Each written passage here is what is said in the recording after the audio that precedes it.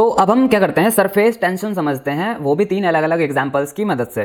तो सबसे पहला एग्जांपल हमारे पास यहाँ पे है कि हमने एक बीकर लिया और बीकर जो है आधा हमारा पानी से भरा हुआ है, और अब क्या कर रहे हैं हम इसमें ड्रॉपर की हेल्प से एक ड्रॉप जो है बीकर में डाल रहे हैं, किसकी, मिल्क की।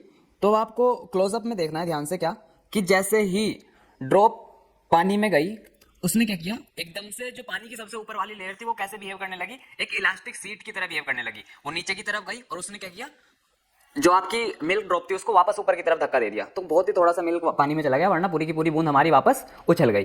ठीक है, तो इसे जो है ये कहीं ना कहीं मतलब किस वजह से हुआ, सरफेस टेंशन की वजह से हुआ।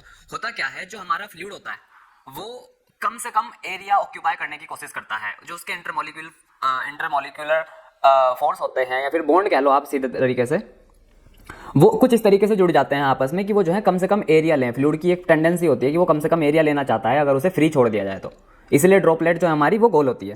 अब उसके बाद सेकंड एग्जांपल देखो आप, सेकंड एग्जांपल में हमारे पास क्या है, सेकंड एग्जांपल में हमारे पास इसी बीकर में हम क्या कर रहे हैं, एक ब्लेड ले रहे हैं। अब ब्लेड को मैं आराम से जो है अगर बीकर में रख दूं तो वो फ्लोट कर रहा है ऊपर। ठीक है, वो क्यों फ्लोट कर रहा है भाई, लोहा है, लोहे की डेंसिटी तो क्या है, या फिर स्टील है तो स्टील की क्या डेंसिटी वाटर से ज्यादा होती है, तो उस हिसाब से डूब जाना चाहिए। बट ये नहीं डूबा, क्यों, क्योंकि अगेन क्या है, सरफेस क्या कर रही है, एक आपस में बॉन्ड इतनी मजबूती से पकड़े हुए हैं उन्होंने एक दूसरे के साथ में, एक फोर्स लगा रहा है एक दूसरे पे सारे मॉलिक्यूल्स की, वो जो है इसको अंदर नहीं जाने देना फिलहाल। बट अगर मैं इस पर हल्का सा फिंगर से पुश कर दूंगा तो ये अंदर चला जाएगा और ये डूब गया। ठीक है, तो ये भी क्या है, सरफेस टेंशन। अब तीसरा एग्जांपल देखो आप, एक कॉइन के ऊपर मैं जो है ड्रॉप्स डालना स्टार्ट कर रहा हूँ वाटर की, और मैं इसमें ड्रॉप्स डालता जा रहा हूँ।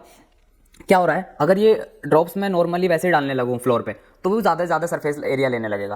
बट इस कॉइन के ऊपर अगर आप देखो तो मैं ड्रॉप्स डाल दूंगा, इसमें 50 ड्रॉप्स मैंने डाल दी, उसके बाद जो है इसकी हाइट बढ़ रही है, वाटर की हाइट बढ़ रही है। बट क्या हो रहा है, वाटर जो है कम से कम एरिया लेने की कोशिश कर रहा है, इससे नीचे नहीं गिरना चाह रहा है। ठीक है, तो क्या हो रहा है, अंदर की तरफ जो है फोर्स लग रहा है। ठीक है, पानी की जो सरफेस है उस पर फोर्स लग रहा है अंदर की तरफ, नीचे के जो मॉलिक्यूल्स है पानी में वो उसको सरफेस को पकड़ के रखे हुए हैं कि नहीं हमें तुझे जाने नहीं देना।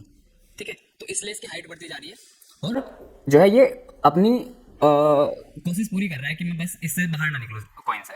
तो इसी चीज को हम क्या कहते हैं, सरफेस टेंशन कहते हैं। तो एक बार और लास्ट में डेफिनेशन कैसे समझनी है आपको, कि किसी भी फ्लूइड की वो टेंडेंसी जिसमें वो कम से कम सरफेस एरिया लेना चाहता है, वही आपकी क्या होती है, सरफेस टेंशन होती है। एक और एग्जांपल लेंगे हम नेक्स्ट वीडियो में इसका।